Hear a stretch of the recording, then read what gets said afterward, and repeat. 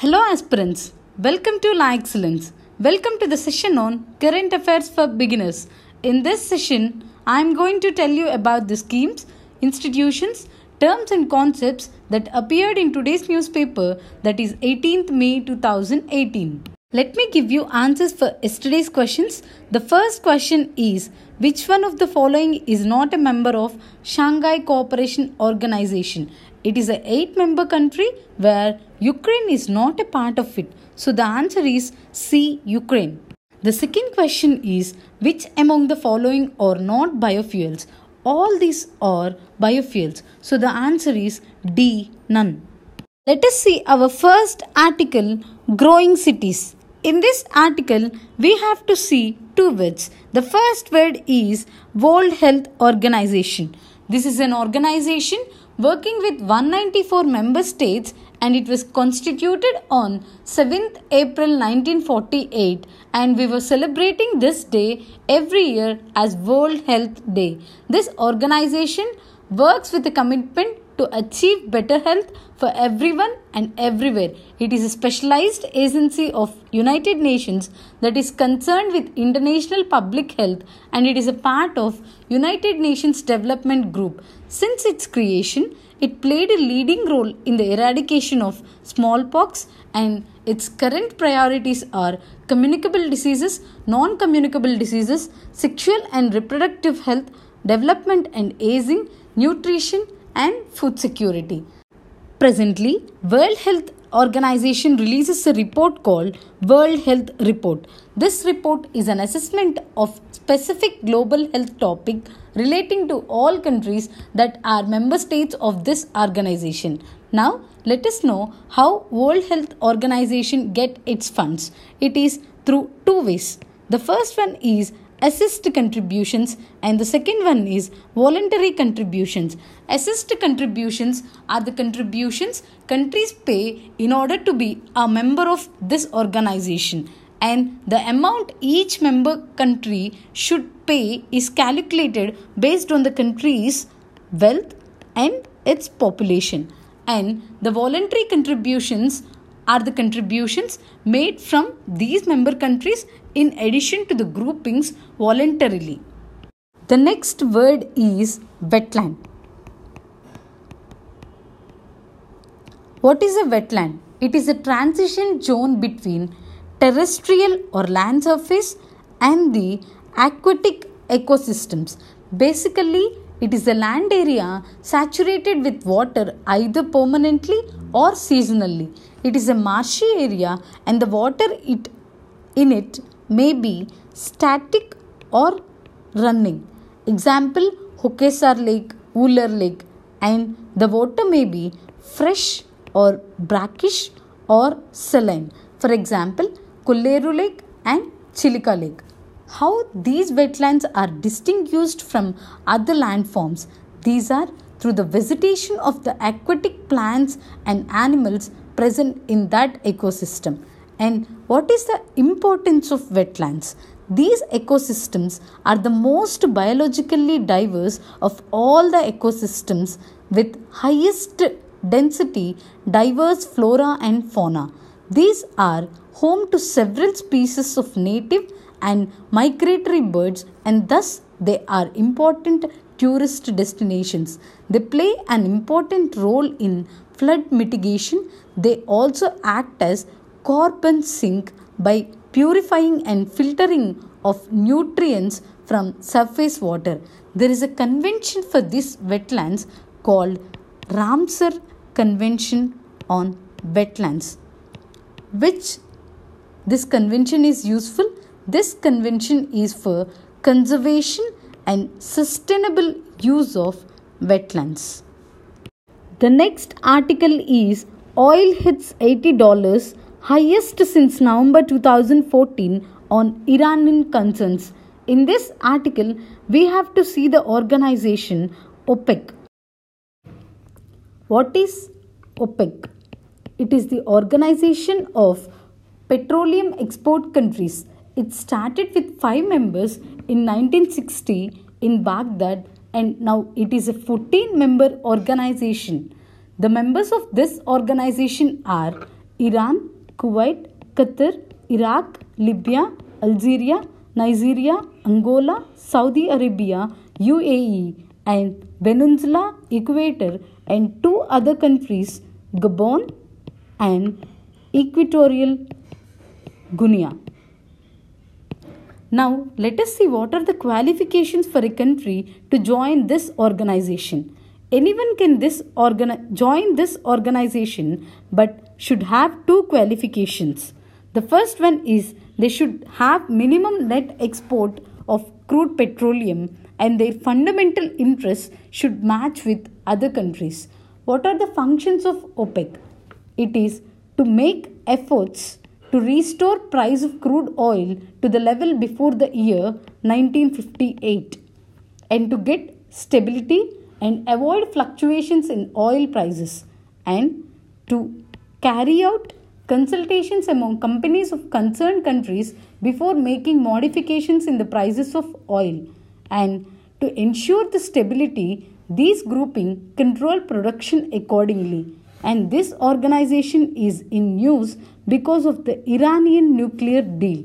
US came out of this deal and imposed sanctions back on Iran, which may cause disruptions to this organization, OPEC. The next article is reward states for policies that stabilize population. In this article, we have to see the scheme which will Discom Assurance Yojana Uday. What is Uday? It comes under Ministry of Power and we see what are its objectives. The main objective of Uday is to revive the power distribution companies which are in losses and to ensure a sustainable permanent solution to this problem. What are the features of the scheme? States can voluntarily join in this scheme and states get incentives under Deen Dayal Upadhyay Gram Jyoti Yojana, which is a scheme for electrification of all the villages. And Uday assures the rise of DISCOMs and ensures effective working of it through 4 initiatives. The first one is it works on improving the operational efficiencies of DISCOMs, and the second one is it reduces the cost of power, and the third one is it reduces the interest cost of DISCOMs, and the fourth one is by enforcing financial discipline on DISCOMs through aligning them with state finances. And now, how to improve the operational efficiencies of DISCOMs? It is through the steps like swapping of coal linkages. What is this? It means supplying of coal to the power plants which is nearby to the coal mine and thus reducing the transportation costs. And the second one is through monitoring of aggregate technical and commercial losses. That is, in transmitting the energy, there will be some technical and commercial losses, and through monitoring these losses, we can ensure better operational efficiency. And the third one is focus on smart metering and feeder separation. That is, providing separate feeders for agricultural and non-agricultural purposes to avoid overloading, and how to reduce the interest cost of DISCOMs. It is through 2 ways. Through shifting 75% of losses to state balance sheets, and thus it saves the interest cost to 3 to 5%, and through the selected states can sell the balance 25% as state-backed bonds or loans, which will carry interest rates of government securities with additional 50 base points. The next article is States Petition Co-Win on Finance Panel. In this article, we have to see Direct Benefit Transfer, DBT. What is DBT? It is an attempt to reform the government delivery system by re-engineering the existing process in welfare schemes. It was started on Jan 2013. This DBT is for simpler and faster flow of funds to ensure accurate targeting of beneficiaries and deduplication and to reduce the fraud.